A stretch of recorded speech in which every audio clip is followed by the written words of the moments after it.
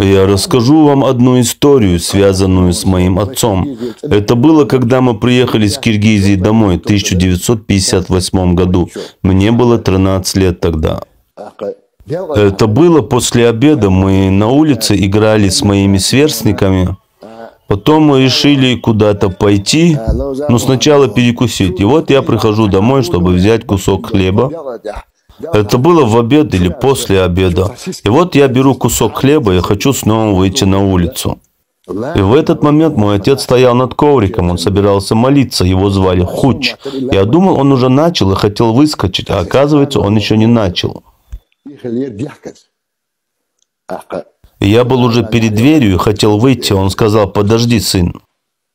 Он сказал: «Подойди». Я подошел. Он стоял в сторону молитвы, потом повернулся и спросил: «Куда ты идешь?» «Я хочу поиграть с сверстниками», — ответил я. «Поиграться успеешь, послушай сначала меня. Например, ты будешь стоять своими односельчанами в центре села. Разницы нет, какого возраста. Твои ровесники, младшие или взрослые. Придет гость не из вашего села.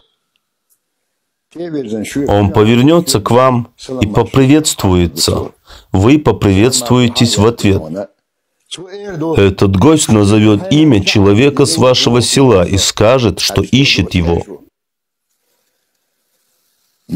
И если ты укажешь этому гостю пальцем, скажешь: сперва иди прямо, потом направо, потом налево, там будет стоять большое дерево, а рядом дом, кого вы ищете. Если ты ему так пальцем укажешь, я никогда тебя не прощу», — сказал мне отец. «Никогда не указывай так пальцем», — сказал мне отец. «Указывать так пальцем гостю — это низко. Это не мужской поступок», — сказал мне отец. Я никогда не могу это забыть. «А ты знаешь, что надо сделать?» А я-то хотел пойти играть, и я не знал. Я сказал: «Хуч, я не знаю, у нас была привычка называть отца по имени. Как бы ты ни спешил, сколько бы с тобой односельчан не было и какие бы дела у тебя не были, если к тебе подошел гость и спросил, и ты хочешь оставаться достойным мужчиной, ты должен знать своих односельчан», — сказал мне отец. «Если ты скажешь, что я не знаю, это не подобает мужчине. Ты должен знать своих односельчан. Не указывая пальцем, ты должен стать впереди гостя, даже если он старше тебя. В жизни есть 2-3 случая, где можно стоять впереди старшего. Это тот самый. Здесь ты можешь стать впереди гостя», — сказал мне отец. «Не указывая пальцем, скажи, что знаешь, и как бы ты ни спешил, проводи гостя до твоего односельчанина. Дойдя до твоего односельчанина, слушай внимательно. Если ты пальцем укажешь на дом и скажешь: вот здесь он живет, это еще хуже. Потому что ты не доканчиваешь то, чего начал. Ты не доканчиваешь дело своего гостя. Никогда не указывай так пальцем. Знаешь, что ты должен сделать? Я тебе сейчас скажу. Ты должен гостя проводить во двор, сказать ему: подожди, а сам зайти к односельчанину и сказать, что привел к нему гостя. Вот что ты должен сказать и передать гостя хозяину. Даже тогда твое гостеприимство, то, что ты начал, не заканчивается на этом.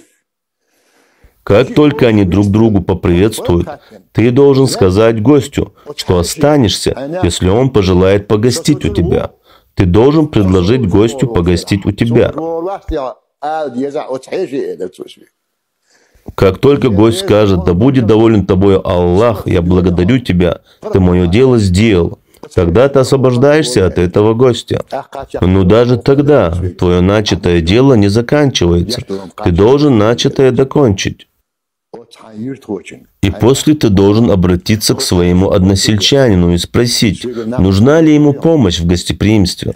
Сказать, если нужна помощь, что ты останешься. Только после этого, если твой односельчанин скажет: «Да будет доволен тобою Аллах, ты сделал очень доброе дело, что привел ко мне гостя. Если ты зайдешь, будешь тоже гостем, если нет, можешь идти». Вот тогда ты освобождаешься, и тогда ты заканчиваешь то, что начал.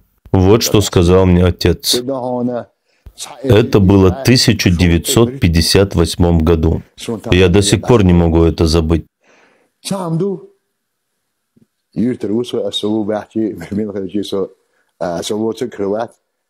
И кто бы ко мне на улице не подходил, будь он русским, будь он евреем, я никогда не мог указывать пальцем.